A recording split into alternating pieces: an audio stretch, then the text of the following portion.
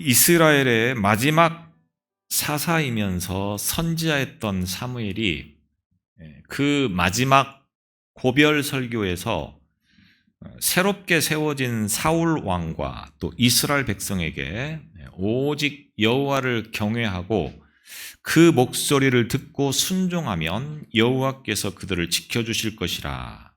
그러므로 주만 섬기고 주의 말씀에 순종하며 주님의 길을 따르라고 말씀합니다. 사무엘상 12장 16절에 보면 너희는 이제 가만히 서서 여호와께서 너희 목전에서 행하시는 이 큰 일을 보라, 이렇게 말씀을 하고 있습니다.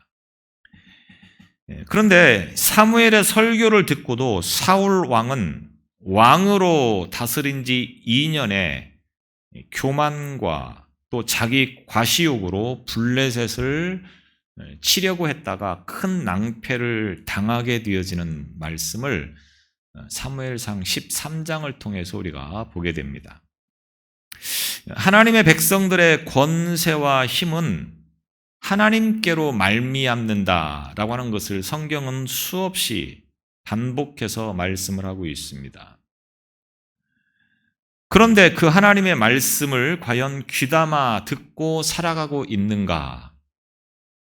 당장 사울 왕만 보더라도 이 하나님의 말씀을 마음에 새기고 그 말씀대로 순종하지 않고 자신의 힘과 자신의 방법을 앞세워서 전쟁을 일으켰다가 결국 낭패를 당하게 되어지는 것입니다.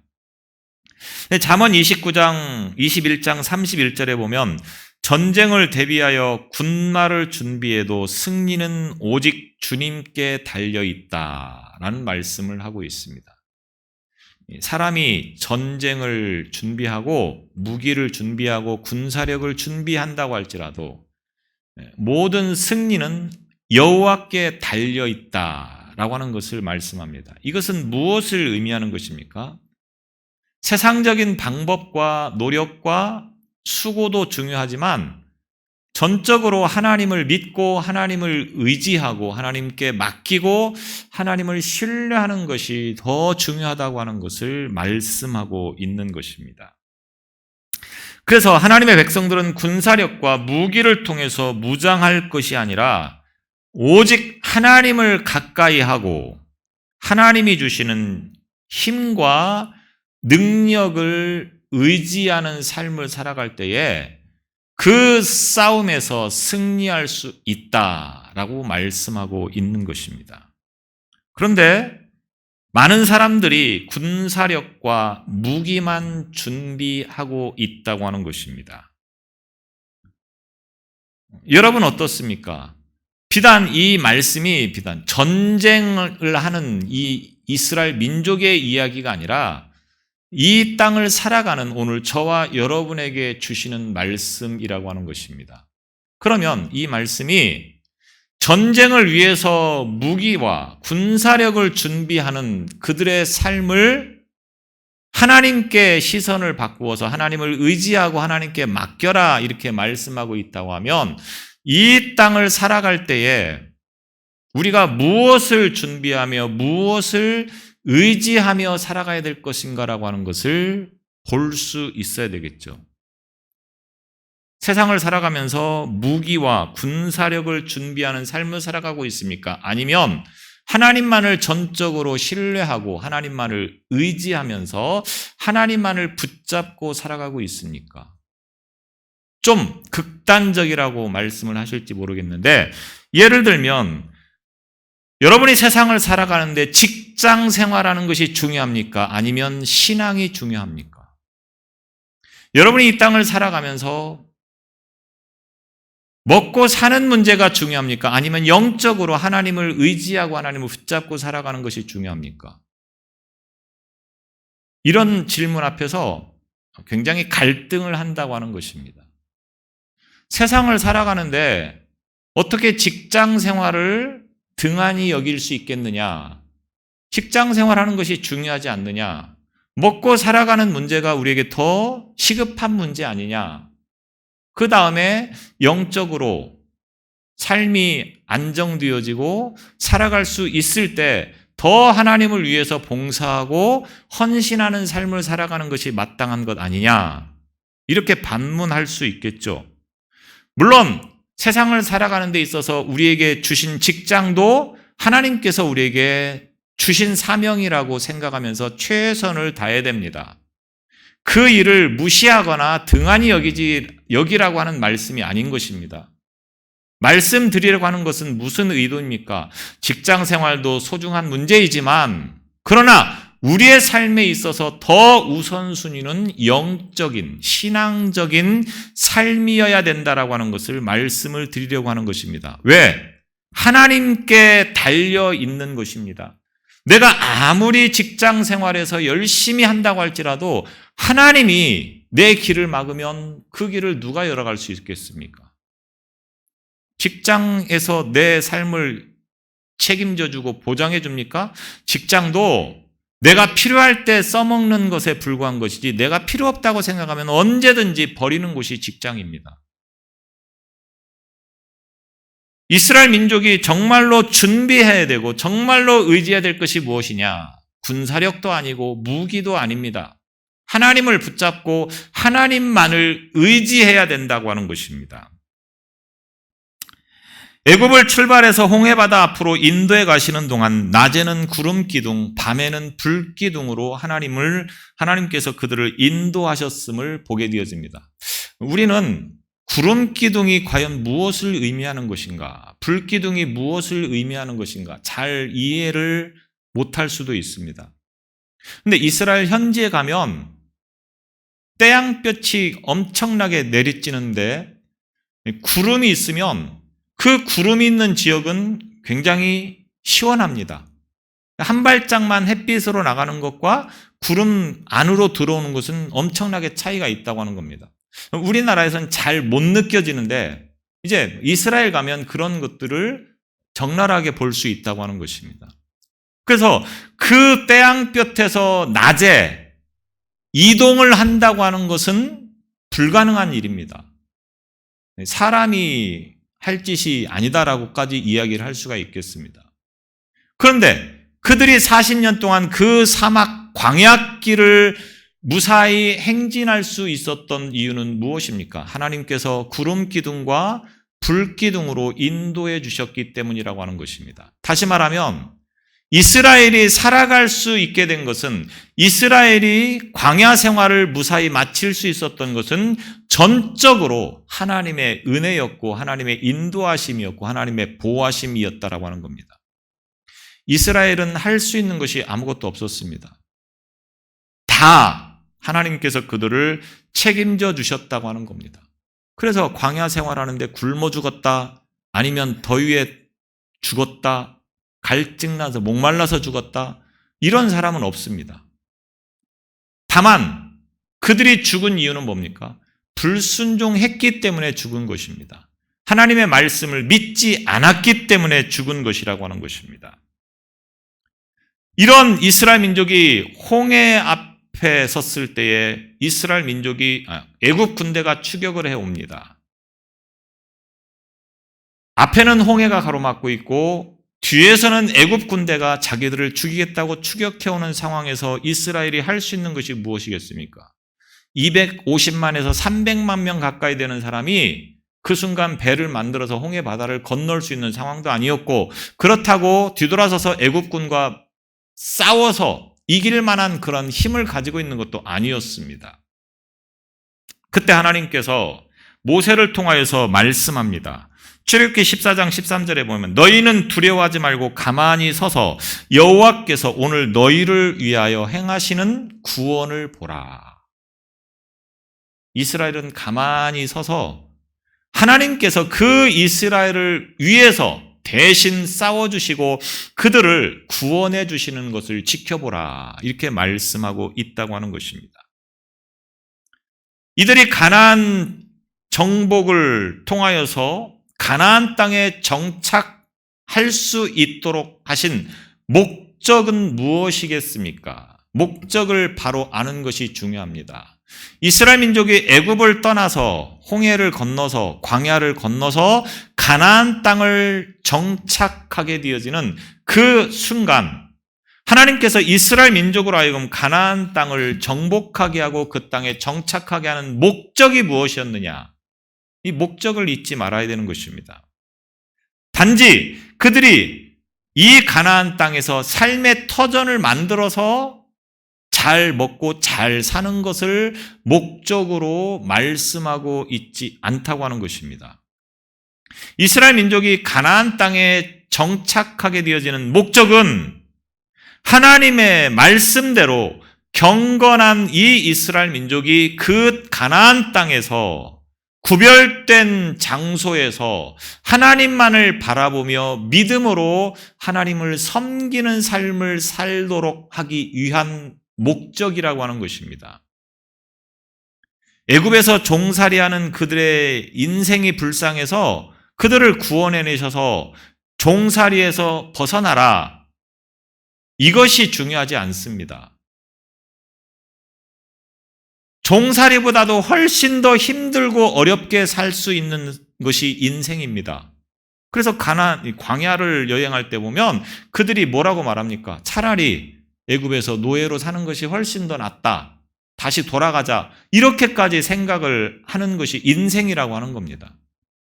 하나님은 그런 것들을 목적으로 이스라엘 민족을 애굽 땅에서 구원해 주시지 않습니다. 가나안 땅이 젖과 꿀이 흐르는 땅이라고는 하지만 가보면 정말 살기가 힘든 곳입니다. 우리나라가 훨씬 더 좋습니다. 그런데 하나님은 그들을 가나안 땅에 정착하게 하신다고 하는 겁니다. 왜? 하나님만 바라보라고 하는 겁니다. 세상에 다른 것들을 의지하거나 다른 것들을 바라보지 말고 하나님만 바라봐라. 이것이 가나안 땅에 정착하게 하는 목적이라고 하는 것입니다. 그러기 위해서는 가나안 땅에 있는 모든 우상들을 다 버려야 됩니다. 그리고 그 우상들을 다 버린 다음에 정결케 해서 하나님만을 믿고 하나님만을 의지하게 되는 거룩한 장소로 만들어야 됩니다.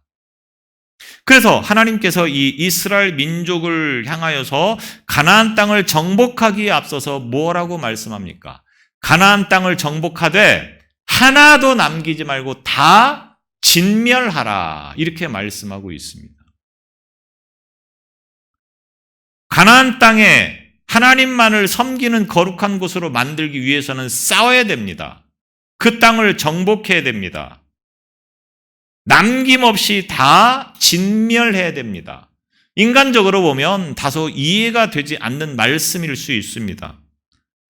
애들이 뭘 알겠습니까? 애들은 아무것도 모릅니다. 그런 애들까지도 남김없이 죽여야 된다고 하는 것이 얼마나 인간적으로 이해할 수 없는 말입니까? 또 부녀자들이 무슨 힘이 있습니까? 부녀자들은 보호해줘야 되는 대상 아니겠습니까? 그런데 그들조차도 남겨두지 말고 다 죽이라고 말하는 것입니다. 또 귀중품들은 뭘 알겠습니까? 그걸 가지고 하나님께 헌금하면 좋은 거 아니겠습니까? 그런데 그렇게 하지 말라고 하는 겁니다. 왜 그렇습니까? 그런 것들이 죄의 씨앗이 되어지고 그들의 거룩하고 영적 삶을 살아가는 데 있어서 방해물이 될 수 있기 때문인 것입니다. 인간적인 이해를 앞세워서 타협하지 말고 하나도 남김없이 다 진멸하라. 오늘 10장 본문의 말씀을 이해하기 위해서는 우리가 9장에서 어떤 일들이 있었는가를 알아야 이 10장의 말씀이 제대로 이해가 되어질 수 있습니다. 9장에 보면 이스라엘 사람들이 여리고 성과 아이성을 공격해서 쉽게 그 땅을 정복하게 되어집니다. 사실상 이 가나안 땅에 있어서 여리고 성과 아이성이 굉장히 중요한 요지였고 이 두 성이 무너진다고 하는 것은 결국 가나안 땅이 쉽게 정복될 수 있다고 하는 것을 의미하는 것입니다. 왜? 관문이기 때문에 사실상 가나안을 지켜주는 것은 이 여리고 성과 아이성이었다고 하는 겁니다. 그런데 이 여리고 성을 싸움 한번 하지 않고 피 한 방울 흘리지 않고 이스라엘 민족이 여리고 성을 점령합니다. 아이성도 물론 1차에는 점령하려고 했다가 실패를 하지만 다시 두 번째는 아이성도 쉽게 정복을 하게 됩니다. 자, 이 소문이 가나안 땅 많은 사람들에게 들려졌겠죠. 그래서 이스라엘 민족을 향한 두려움을 갖기 시작하는 사람들이 서서히 생기게 되어집니다. 그들 가운데 기브온 족속이라고 하는 사람들이 있습니다. 기브온 족속의 사람들이 전쟁으로는 이 이스라엘을 이길 수 없다고 하는 것을 알게 되어집니다. 그래서 그들은 차라리 우리가 전쟁으로 나라를 빼앗기느니 화친을 맺자. 이런 의지를 가지고 이스라엘과 화친을 맺으려고 합니다. 그런데 어떻게 알았는지 이스라엘이 가나안과는 절대로 화친하지 않는다고 하는 사실을 잘 알고 있었습니다. 그래서 이들이 속임수를 써서 이스라엘과 화친을 맺게 됩니다. 어떤 속임수를 쓰는지를 9장을 통해서 보면 알 수 있습니다. 멀리서 온 사람들처럼 꾸며서 이스라엘 앞에 가서 거짓골 같은 행세를 가지고 우리가 멀리서 왔는데 우리를 좀 받아달라. 우리를 당신들의 종으로 써달라. 이렇게 이야기를 하는 것입니다. 하나님께서 가나안 모든 민족을 남김없이 다 진멸하라고 했던 이 이야기를 이방인들도 가나안 사람들도 알고 있었는데 정작 이스라엘 사람들은 이 하나님의 말씀을 알고는 있었는데 현실적으로는 어떡합니까?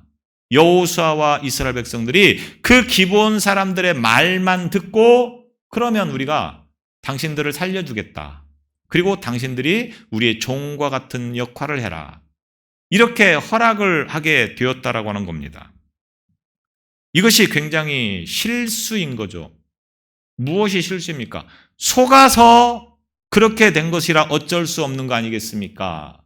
속는 것도 죄입니다. 왜냐하면 이들이 이런 문제를 만났을 때 신중하게 살펴보아야 하지 않겠습니까? 그리고 하나님께 물어보아야 하지 않겠습니까?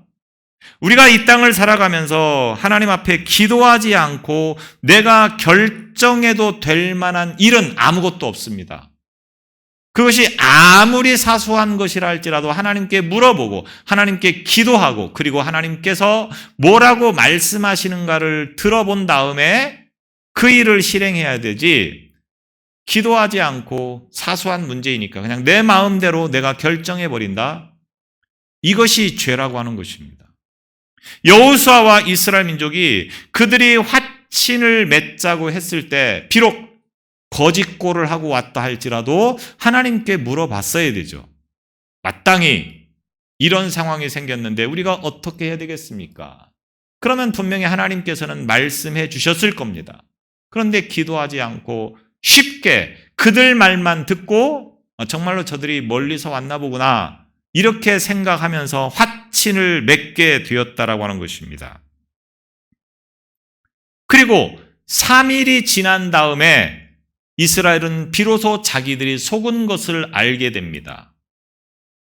그러니까 기브온 사람들에게 속아서 하나님의 말씀을 불순종하는 꼴이 되어버리고 말았다고 하는 겁니다.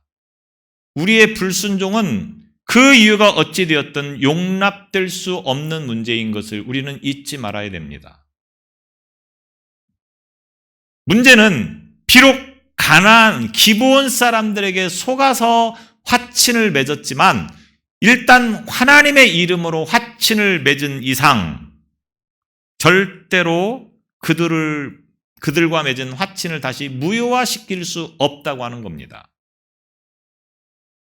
그래서 이것이 두고두고 나중에 이스라엘의 가시가 된다고 하는 것을 그래서 그들의 괴롭힘을 당한다고 하는 것을 우리는 성경을 통해서 보게 되지 않습니까?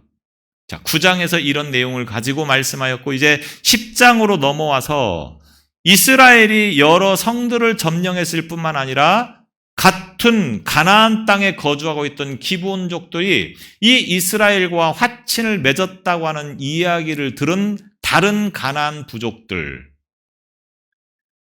특별히 예루살렘 왕이었던 아도니 세덱이 이 소식을 듣고 주변에 있는 4개의 부족들에게 연락을 합니다. 빨리 예루살렘으로 올라와라. 그래서 우리가 연합해서 우리를 배신한 저 기브온족들을 전쟁을 통하여서 이기자, 무찌르자, 진멸시키자, 이렇게 결정을 하게 되었다고 하는 것입니다. 그래서 이 가나안의 4개의 왕들과 예루살렘 왕이 연합군을 형성해서 기브온으로 침략해 들어가게 되어집니다. 이 연합군이 쳐들어오자 기브온 사람들은 즉시 여호수아에게 도움을 요청합니다. 이제는 우리가 화친한 관계이기 때문에 우리가 어려움을 당하면 여호수아는 마땅히 그들을 도울 수밖에 없는 상황이 되어지는 것입니다. 그것이 하나님의 법칙입니다. 속았던 속지 않았던 어떤 이유가 됐든 화친을 맺으면 반드시 그들과 함께 해야 된다고 하는 것입니다. 그래서 여호수아가 군대를 동원하여서 기브온족들을 구하기 위해서 출정하게 되어지죠. 이때 하나님께서 여호수아에게 승리를 약속하시면서 격려하시는 말씀이 여호수아 10장 10절의 말씀입니다. 거기 보면 그들을 두려워하지 말라. 내가 그들을 내 손에 넘겨주었으니 그들 중에서 한 사람도 너를 당할 자 없으리라. 연합군들을 향하여서 이 여호수아가 이스라엘 군대를 데리고 나가 싸우지만 하나님께서 그들을 승리하게 해주실 것이다. 이렇게 말씀하고 있는 것입니다. 넘겨주었다. 이 말은 가나안 땅을 이미 너에게 주셨다. 이렇게 말씀하고 있는 것입니다. 그래서 기브온에서 길갈이라고 하는 곳은 약 30km 정도 떨어진 곳입니다. 이스라엘 민족이 지금 길갈에서 주둔하고 있었는데 기브온까지는 약 30km. 지금 30km야 아무것도 아니지만 그 뜨거운 태양빛에서 30km를 이동한다고 하는 것은 쉬운 일이 아닙니다.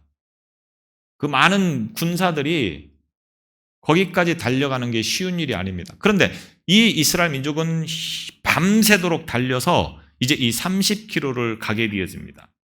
그리고 가나안 족속들이 연합군들이 방심한 틈을 타서 기습해서 그들을 무찌르기 시작합니다. 많은 사람들이 죽임을 당하면서 도망치기 시작합니다. 이스라엘 민족은 이들을 추격하여서 벳호론이라고 하는 고개에 이르게 되어집니다. 그런데 여기에서 어떤 일이 벌어집니까? 도망치는 그 가나안 연합군을 향하여서 하나님께서 우박을 쏟아 부으십니다. 그래서 그 우박에 맞아서 죽는 사람이 이스라엘 군대에 의해서 죽은 사람보다 더 많았다. 성경은 그렇게 기록하고 있습니다. 결국 이 연합군과 이스라엘 민족이 싸워서 이스라엘 민족이 완전히 승기를 붙잡고 이제 도망치는 그들을 쫓아서 죽이려고 하는 것입니다. 그런데 어느덧 싸우다 보니까 날이 저물고 마는 것입니다. 이 날이 저물게 되어지면 어두워서 전쟁이 제대로 안 되는 거죠. 이스라엘 민족이 지금 전쟁을 할 만한 충분한 준비가 되어져 있지 않기 때문에 더군다나 그 지형을 잘 모릅니다. 그런데 연합군들은 그 지형을 너무 잘 알고 있기 때문에 밤에 싸운다고 하는 것은 사실상 굉장히 불리한 조건이죠. 그때 여호수아가 하나님 앞에 기도를 합니다. 그 기도의 내용이 10장 12절입니다. 태양아 너는 기브온 위에 머무르라. 달아 너도 아얄론 골짜기에서 그리할지어다. 태양아 멈추고 달아 멈추어라. 모든 시간이 정지되도록 지금 여호수아가 기도를 하고 있다고 하는 겁니다. 누가 봐도 참 말도 안 되는 기도를 하고 있는 것입니다. 태양이 어떻게 가만히 있을 수 있고 달이 어떻게 가만히 있을 수 있습니까? 그런데 여호수아는 그렇게 기도를 했다고 하는 겁니다. 그런데 놀랍게도 이 기도가 하나님 앞에 응답이 되었다고 하는 것입니다. 그래서 어두워지지 않고 이스라엘 민족이 이 연합군과 싸워서 완전히 승리를 하도록 하나님께서 그 여호수아를 지켜주시게 된 것입니다. 하나님이 하시면 우리가 상상도 할 수 없는 일들이 일어난다고 하는 것입니다. 우리가 생각지도 못했던 일들이 이루어진다고 하는 것입니다. 그런데 안타깝게도 우리는 그 하나님을 믿지 못하고 여전히 세상적인 방법과 세상적인 것만을 의지하면서 하루하루를 살아가고 있다고 하는 것입니다. 이 전쟁 이후로 계속해서 이스라엘 민족은 승승장구하면서 가나안 정복을 완전히 이루게 되어집니다. 그래서 40절 오늘 본문 말씀처럼 여호수아가 모든 왕들을 쳐서 진멸함으로 가나안 남쪽의 모든 지역을 차지하게 되었다라고 말씀하고 있습니다. 진멸하였다. 가나안 족속들과 주변 도시들을 완전히 파괴시켰다. 이런 말씀이 되는 것입니다. 오늘 이 말씀을 통해서 우리가 이스라엘을 보면서 승리의 비결이 무엇인가를 보게 됩니다. 이스라엘이 승리할 수 있었던 비결은 무엇이었습니까? 두 가지만 말씀을 드리려고 합니다. 하나는 이스라엘의 하나님 여호와께서 명령하신 것과 같았더라. 40절 마지막에 보면 이렇게 말씀합니다. 이스라엘 민족이 하나님께서 말씀하신 것과 같이 했다. 이런 말씀입니다. 이 말씀이 물론 성경 전체에 수없이 반복되는 말씀입니다. 하나님의 말씀에 순종하면 하나님께서 그들을 승리케 하신다고 하는 것이 성경의 말씀 아니겠습니까? 다시 말하면 믿음은 무엇이냐? 믿음은 순종이라고 하는 것입니다. 순종. 하나님께서 말씀하신 것을 순종하는 것이 믿음이라고 하는 겁니다. 41절에도 보면 기본에 이르기까지 치매, 이 말은 하나님께서 말씀하신 대로 순종했다, 이런 의미가 담겨진 말씀입니다. 그래서 우리가 하나님의 말씀에 순종할 때 하나님께서 우리를 승리하게 하시고 우리와 대신 싸워주셔서 이기게 하신다고 하는 것을 말씀하고 있는 것입니다. 그런데 이 순종에 있어서 더 중요한 것은 뭡니까? 온전한 순종이라고 하는 겁니다. 내가 하고 싶은 것만 하는 것이 순종이 아닙니다. 내가 하고 싶지 않은 것이라 할지라도, 이해할 수 없는 말씀일지라도 하나님의 말씀이면 거기에 순종해야 된다고 하는 것입니다. 온전한 순종. 그래서 제가 늘 말씀드리지만 99% 순종은 온전한 순종이 아닙니다. 100%의 순종이 온전한 순종입니다. 단 1%라고 하여서 그것을 무시했다? 그 책임은 자기에게 돌아가는 것입니다. 하나님은 철저하게 100%의 순종을 말씀하고 있다고 하는 것입니다. 우리의 기준으로 순종하는 것이 아니고 하나님께서 정하신 기준으로 순종해야 된다고 하는 것입니다. 여호수아 11장 15절에 보면 여호와께서 그 종 모세에게 명하신 것을 모세는 여호수아에게 명하였고 여호수아는 그대로 행하여 여호와께서 무릇 모세에게 명하신 것을 하나도 행치 아니한 것이 없었더라. 하나도 행치 아니한 것이 없었더라. 철저하게 하나님의 말씀에 100% 순종해야 된다고 하는 것입니다. 앞서 말씀드렸듯이 납득되지 않는 말씀일 수 있습니다. 어린 아이들이 무슨 죄가 있고 힘없는 여인들이 무슨 죄가 있겠습니까? 그런데 그들까지도 남기지 말고 다 죽여라. 이게 어떻게 사람의 생각으로 이해할 수 있겠습니까? 그런데도 그 말씀에 순종해야 된다고 하는 것입니다. 이것이 하나님의 말씀입니다. 이스라엘 민족이 온전히 순종하지 않은 결과가 무엇인가를 우리는 잘 알고 있지 않습니까? 11장 22절에 보면 이스라엘 자손의 땅에는 아낙 사람들이 하나도 남지 아니하였고 가사와 가드와 아스돗에만 남았더라. 이렇게 말씀하고 있습니다. 이 말이 무슨 말이냐? 가나안 땅 가운데 여러 부족들이 많이 있었습니다. 근데 그들 가운데 대다수는 다 죽이고 남김없이 진멸하였는데 가사와 가드와 아스도데만 남았더라. 이 부분은 조금씩 남겨두었다고 하는 겁니다. 남기지 말아야 되는데 남겨두었다. 또 16장 63절에 보면 여부스 족속을 다 쫓아내지 못하였으므로 하나님께서 말씀하신 것과 다르게 이 이스라엘 민족이 가는 곳곳마다 조금씩 남겨두는 오류를 범하게 되어지는 것입니다.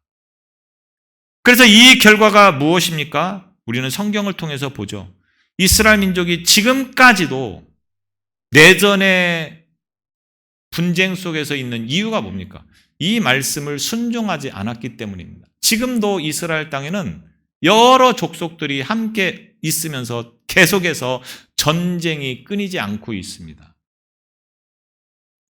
이때 여호수아가 가나안 땅을 정복할 때 하나도 남기지 말라고 했던 이 말씀처럼 그들이 순종을 했다고 하면 지금 이렇게 되지 않았겠죠. 우리가 볼 때는 굉장히 사소한 것 같고 우리가 볼 때는 이 정도는 괜찮겠지라고 하는 것이 하나님의 말씀 앞에서는 커다란 가시가 되어지고 올무가 될 수 있다고 하는 것을 잊지 말아야 되는 것입니다. 온전한 승리는 온전한 순종을 통하여서 이루어진다고 하는 것입니다. 그래서 우리의 삶은 하나님 앞에 순종하는 삶이어야 된다. 이것이 중요한 것입니다.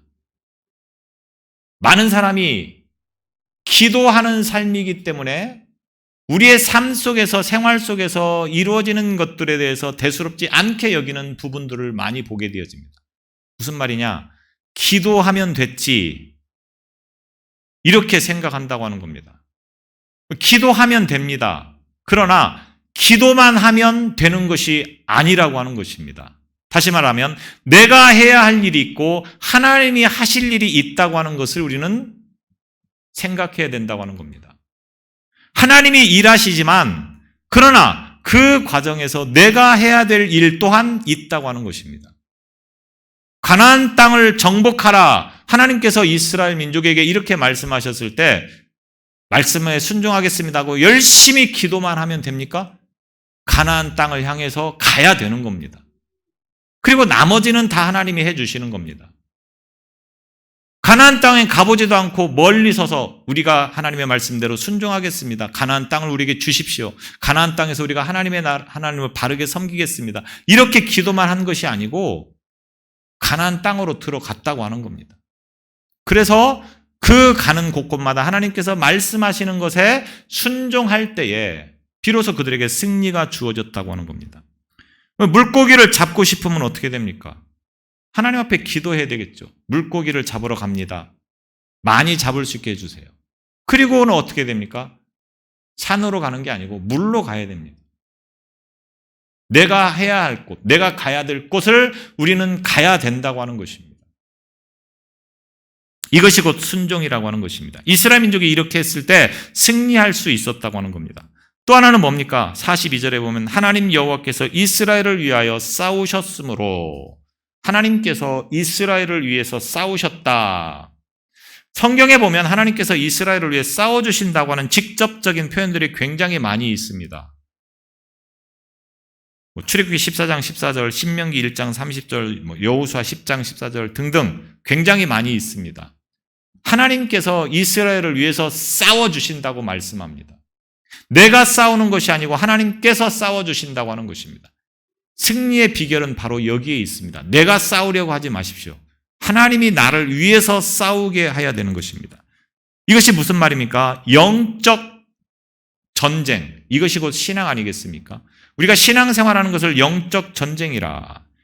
인간의 노력이나 기술에 의해서 우리가 신앙생활하는 것이 아니고 하나님 앞에 엎드려 기도하고 하나님께서 나를 위해서 대신 싸우게 하셨을 때 우리가 승리를 이룰 수 있다고 하는 것입니다. 우리로 하여금 이 땅을 살아갈 때 참된 승리를 누리고 싶습니까? 내 방법대로, 내 생각대로, 내 힘과 내 능력을 의지해서 살아가는 것이 아니고 하나님의 말씀에 순종하고 그래서 하나님이 나를 대신해서 싸우게 하시는 것이 승리의 비결이라고 하는 것을 기억하는 저와 여러분의 신앙이 되시기 바랍니다. 기도하겠습니다. 우리를 위해 싸우시는 하나님 아버지, 그 하나님께서 우리를 대신하여 싸우실 때 우리가 참된 승리를 누릴 수 있다고 하는 것을 다시금 말씀을 통해서 보았습니다. 우리로 하여금 그 하나님만을 전적으로 의지하는 믿음으로 살게 하여 주옵소서. 내가 대신 싸우는 것이 아니고 하나님께서 나를 위해 싸우실 때에 참된 승리의 삶이 된다고 하는 것을 기억하는 이 아침이 되게 하여 주옵소서. 예수님 이름으로 기도드리옵나이다. 아멘. 384장